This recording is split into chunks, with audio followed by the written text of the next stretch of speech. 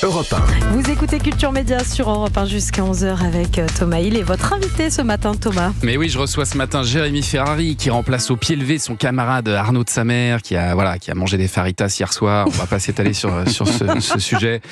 On va quand même dire un mot du spectacle d'Arnaud qui est diffusé ce soir sur Canal+, parce que c'est vous qui le produisez, qui le mettez en scène aussi, Jérémy Ferrari. Et c'est surtout vous qui l'avez poussé à se remettre à écrire à un moment où il avait plus trop envie de faire marrer les gens. Oui, en fait, moi et Arnaud, on est très très amis depuis 15 ans, je pense. Maintenant, on s'est rencontrés en demande qu'à Anvers, donc ça fait pas tout à fait 15 ans, mais enfin voilà, on a eu notre démarrage médiatique un peu en même temps, même si Arnaud, ça marchait déjà un peu avant lui. Et on est toujours restés extrêmement proches. Il venait tout le temps au duo, on a toujours fait des sketchs ensemble. Et puis effectivement, à un moment donné, il a traversé une période un peu compliquée, une séparation, son père qui part, etc. Et donc on va dîner un soir. Il me raconte tout ça, donc je suis un peu. Et puis surtout, il me dit, je veux arrêter, je me sens plus, j'en ai marre, je vais tout arrêter, etc.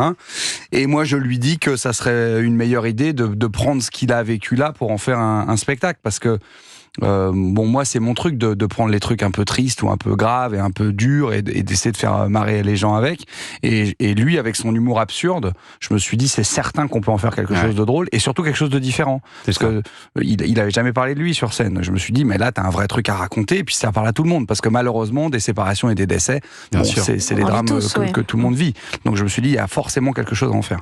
Ça s'appelle Deux mariages et un enterrement. Alors, il raconte des moments un petit peu dark, comme il dit, de sa vie, mais que les gens s'attendent pas non plus à une grande confession. On n'est pas non plus chez Faustine Bollard. On retrouve surtout ce qui fait sa singularité à lui, un humour très absurde. Et puis, on lui découvre un nouveau talent, surtout le mime.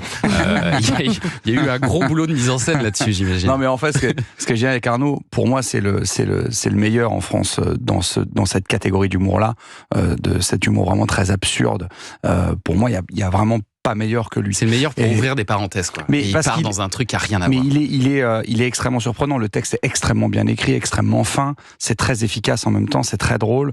Et effectivement, moi, coécrire avec lui, c'était un vrai bonheur. On l'avait déjà fait quelques fois sur des sketchs et sur des trucs. Ouais. Là, coécrire tout le spectacle, ça a été vraiment un bonheur. On s'est vraiment marré énormément.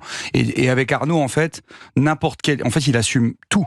Donc, quand cette idée de faire un mime de 12 minutes interminable est arrivée, il m'a dit mais moi j'assume. Et je dis mais t'es sûr? Et je me rappelle que même moi, avant qu'il démarre, je disais mais t'es sûr? Il me dit j'en ai rien à foutre, ça va être drôle. J'assume. Et donc voilà, donc Arnaud il est capable d'arriver sans texte. Il fait du air parachute et il plie un parachute, mais vraiment ça dure 5 minutes.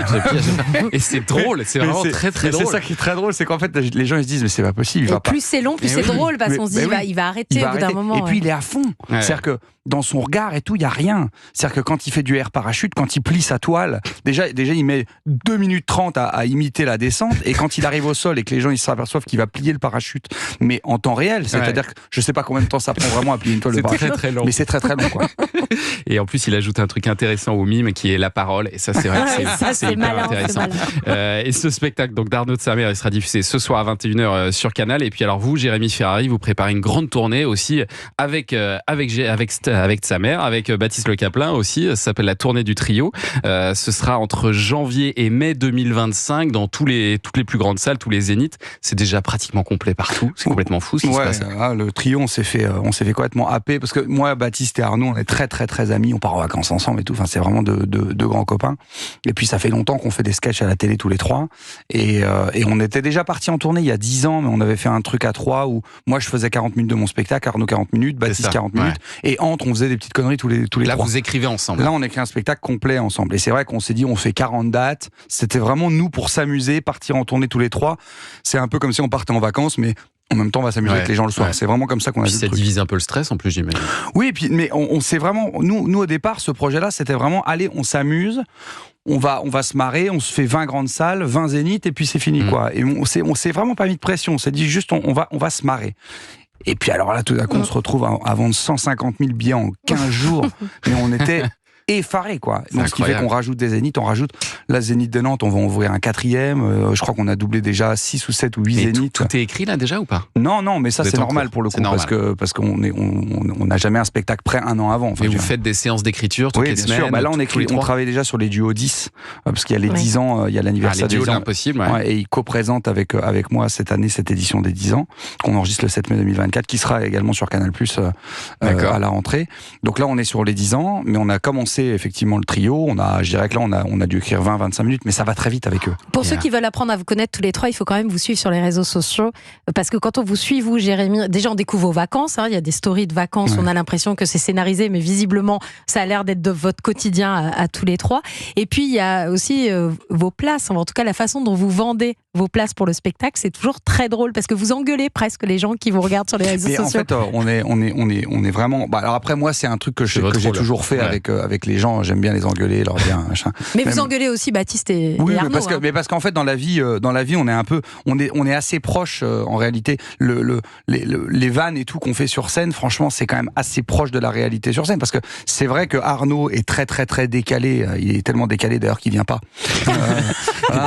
On a vraiment moi qui suis très très très concentré, très nerveux parce que je suis producteur, parce que machin, parce qu'il y a des enjeux. Donc je suis tout le temps en train de dire non mais on se concentre, non mais il faut une structure, non mais donc moi je suis toujours en train de mettre des cadres.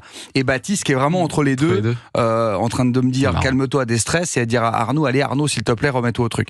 Donc ce qui fait que, et on est vraiment comme ça dans la vie, mais même pour aller boire un café dans le sud, on n'est pas d'accord, pour organiser un jogging on n'est pas d'accord, donc c'est très très proche de la réalité. On est vraiment, je pense que c'est aussi ça qui fait que ça marche autant, c'est que les gens ils sentent vraiment une sincérité quoi. Et avant les Zéniths, vous allez le roder ce spectacle ou pas? Oui, on n'a pas encore ouvert les dates de rodage, mais on va faire quelques dates de rodage bien sûr. On a prévu déjà, on va faire une résidence, donc on va s'enfermer nous. Déjà, l'idée là, c'est on va essayer d'avoir fini d'écrire le texte avant les vacances d'été, pour arriver en septembre-octobre, retravailler un petit peu le texte. En novembre-décembre, faire une résidence, s'enfermer et commencer à le mettre en scène.